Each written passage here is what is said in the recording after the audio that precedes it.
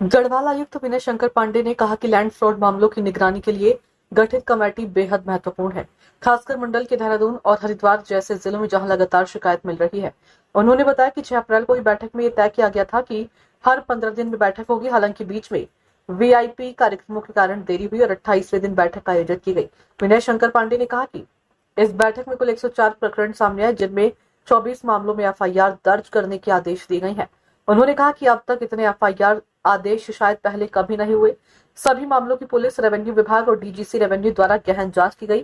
फाइलों को खुद देखा गया और साफ तौर पर फ्रॉड के मामले पाए गए, जैसे बिना जमीन की बिक्री करना, एक जगह का खसरा दिखाकर दूसरी जगह जमीन देना या 2 बीघा जमीन ना होते हुए 4 बीघा बेचना।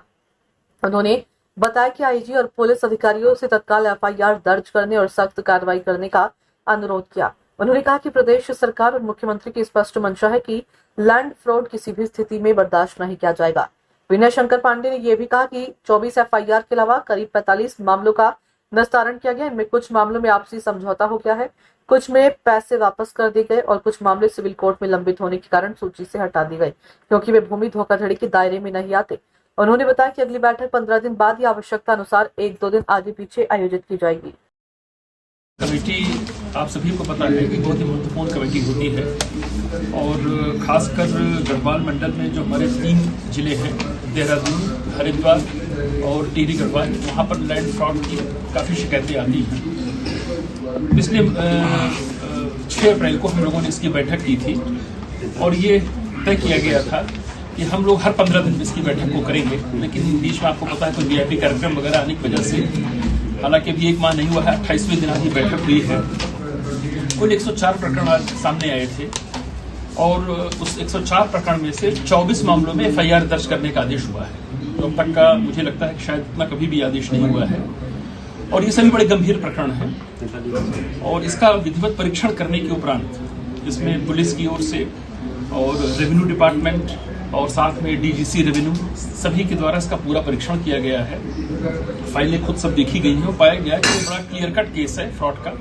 किसी के पास जमीन नहीं है, वो किसी को लैंड बेच दे रहा, लैंड बेचने के उपरांत खसरा कुछ दिखा रहा है, कहीं और दे दे रहा, भूमि उसके पास है 2 बीघे, वो बेच रहा है 4 बीघे। तो ये सारी चीजें देखने के बाद 24 मामलों में आज एफआईआर का आदेश किया गया है। आईजी साहब से भी हमने अनुरोध किया है और पुलिस की जय मैडम भी है, इनसे भी हमने रिक्वेस्ट की है कि तत्काल एफआईआर दर्ज हो और बहुत ही सख्त कार्रवाई, जैसा कि प्रदेश सरकार का, माननीय मुख्यमंत्री जी का बड़ा स्पष्ट विजन है कि लैंड फ्रॉड के मामले किसी भी दशा में बर्दाश्त नहीं किए जाएंगे और उसी कड़ी में आज ये आदेश जारी किया गया है। इन 24 एफआईआर के अलावा लगभग 45 मामले आज और भी डिसाइड हुए हैं, जिनको अब हम लोगों ने इस सूची से ड्रॉप किया है। वो प्रकरण कुछ इस तरह के हैं कि जहां पर कुछ पक्षों में या तो समझौते हो गए हैं, 2-4 प्रकरण ऐसे भी आए हैं। कुछ प्रकरण ऐसे हैं कि जहां पर पैसे के लेन देन का इशू था, दोनों पक्षों में सेटलमेंट हो गया, पैसा भी पुलिस की मौजूदगी में या प्रशासन के अधिकारियों की बातचीत के बाद वो वापस हो गए हैं। कुछ प्रकरण ऐसे भी हैं कि जहां पर सिविल कोर्ट में मामला लंबित हुआ और माननीय डीजे साहब की अदालत में या किसी सिविल न्यायालय में बैनामा कैंसिलेशन से संबंधित है, तो वो लैंड फ्रॉड का कोई इसमें रोल नहीं है और वो विधिवत वहीं से डिसाइड होगा।